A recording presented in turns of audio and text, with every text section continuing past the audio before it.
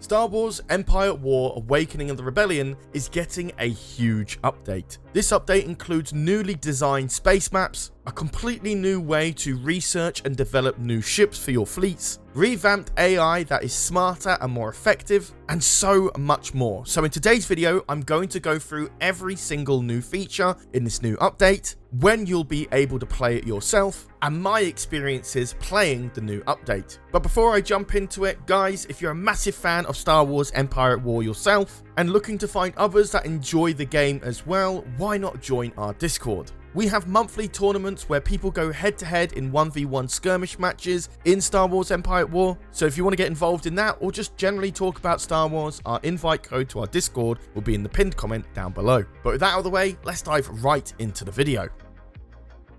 In this video, we're going to start with the biggest changes and then gradually move to the smaller ones. So first up, the biggest change is the overhauled space maps. These are completely new visual designs for the backdrops of your space combat. In the past, many famous and iconic planets had their own space backdrop designs, whilst minor areas of the galactic map had very plain backgrounds without much uniqueness to them. So much so that they became pretty overused and didn't offer too much when it came to your epic space battles in your galactic campaign. Now, each planet has a unique map type associated to the Star Wars Legends lore. But it doesn't stop there. Each planet now has a unique system to it. So for a first example, you have shipyard planets. These planets have massive shipyards floating over its planet, which generate new units. Both yourself and the enemy can capture these shipyards to their advantage when battling against you. Economic planets which can achieve greater income for you or the enemy. Hazardous planets to have a lot of asteroid fields and iron storms. Your standard low orbit planets that you've seen in previous versions of Awakening the Rebellion. That goes the same with high orbit as well, where the planet is very far away. But also atmospheric skyscapes like Yavin, where you see the large red skies. So not only are these overhauled space maps looking much better than their old counterparts, they also offer new gameplay changes that make your galactic conquests a little bit more interesting. And will also break up these typical 1v1 space combats on these minor planets on the galactic map.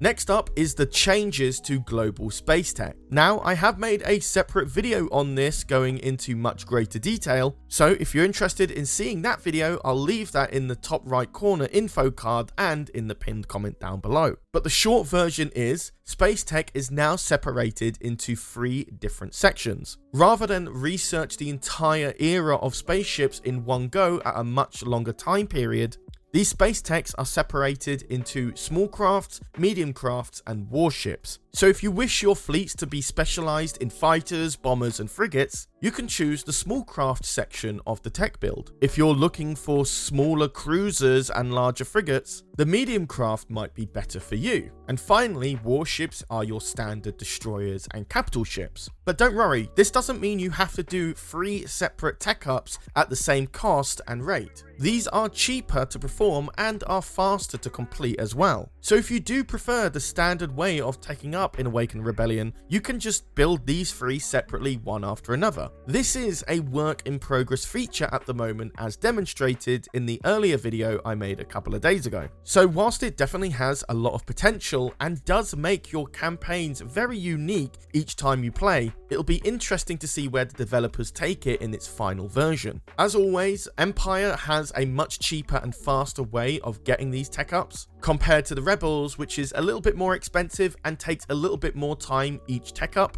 And unlike the 4 global space techs we've seen in older versions of Awakening the Rebellion, these 3 small craft, medium crafts, and warships only go up to tech level 3. This means if you wish to get those more advanced capital ships and destroyers faster in your campaign, well, this update will do that, but at the detriment to your fighters and your frigates. This means each faction will have their designated strengths and weaknesses depending on where they put their credits on research. Now let's move on to the medium changes of this update. I mentioned hazardous planets earlier on in the video, which have asteroid fields and iron storms. These sections of the map are something you needed to avoid in earlier versions of the game, especially when you were in mid-combat. Now, not so much. Asteroid fields actually give 25% increased defense, but units will take hull damage over time. The larger the ship, the more passive damage. but asteroids will also defend ships from projectiles from yourself or the enemy. Iron storms are very similar in nature as well. It gives you 25% increased fire rate, but units take shield damage over time. The larger the ship, the more passive damage. So these sections of the map now give you risk versus reward factors. Whilst I certainly don't recommend having a destroyer or capital ship in asteroid fields or iron storms, it might be a necessary evil depending on how combat goes in a particular map. Maybe you need that extra defense when deploying extra reinforcements, or perhaps you need that increased fire rate when you're outnumbered. Iron storms are great for this, especially for ships that you know are about to die. If ships don't have shields, putting them in the iron storms might be very effective because it can give them that final bout of energy with the increased fire rate before they fall. Next up is the Freeway battle system. As seen in Thrawn's Revenge, pirates can intercept your space combat mid-battle, but unlike Thrawn's Revenge where you get a system notification and then they spawn in a particular part of the map, these ships are already there, passively flying from one side of the map to the other. These unassociated ships will drift through the planet's battlefield. They may support you in battle or turn against you. They're not very common, but appear enough to make your space combat quite interesting. Next up, an old feature is returning back to Awakening the Rebellion, and that is build pads. Returning with a completely new look and feel to them, these capsule structures can expand beyond just turrets, those being extra income and EcksToo platform stations for better defense. Moving on to the next feature, pop cap limits have been rebalanced to prevent players from hitting a ceiling in the late game when advanced ships take up so much of that pop cap. This was feedback from many Awakening Rebellion players, saying that these advanced ships taking up so much of this pop cap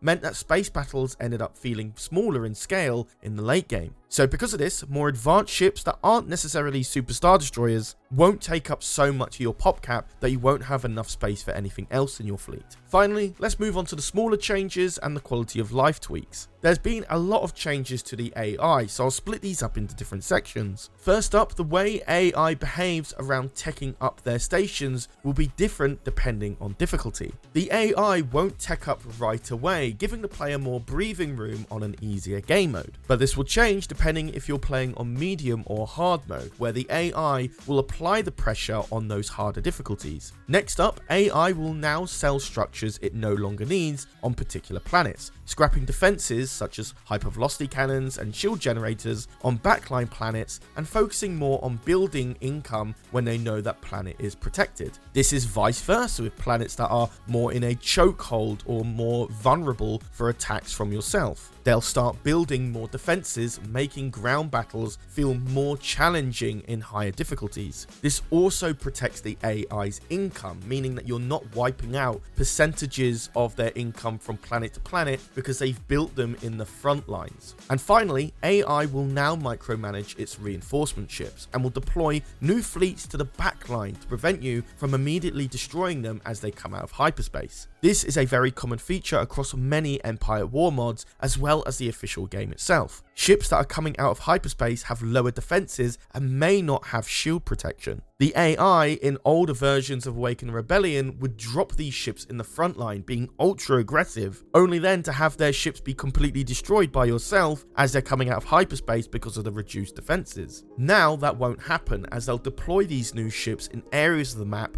where they know your ships are not present. Moving back to a planet I mentioned earlier on in the video is shipyard planets. These shipyard planets have, well, shipyards, which have unique specific units that you can capture within its hangars. These extra units will be in the hangar bays, non-hostile, until one of your ships come close to it and reactivate it. But beware, however, the AI knows of this as well, and they will try to get the ships for themselves. And finally, mini objectives, which won't be very common, but enough to keep your gameplay interesting. These objectives, for example, could be migrating freighter convoys to a particular part of the map safely where they can hyperspace away, and completing these missions will reward you with extra credits. And that is all the changes I could find so far in the Awakening the Rebellion 2.9.3 press build. In terms of a release date, the development team haven't got one at the moment. They've given out this press build to particular content creators, but I would expect this update coming out in the next couple of months at least. So be sure to hit that subscribe button and ring that notification bell so you're aware of when that update finally drops for you to download. This video wouldn't have been possible for a particular YouTuber that I found during making this video. That channel being Star Wars Imperial Historian. He did a fantastic video breaking down all of the changes in 2.9.3 as well, but in even greater detail than I have. So if you want to look at all the features I mentioned in today's video in greater detail, I'll leave his video in the pinned comment down below or in the top right info card right now. He's only got 4.29k subs, so definitely go give him some love. His videos are absolutely amazing. But this is where I pass the question over to you guys. What feature are you most excited for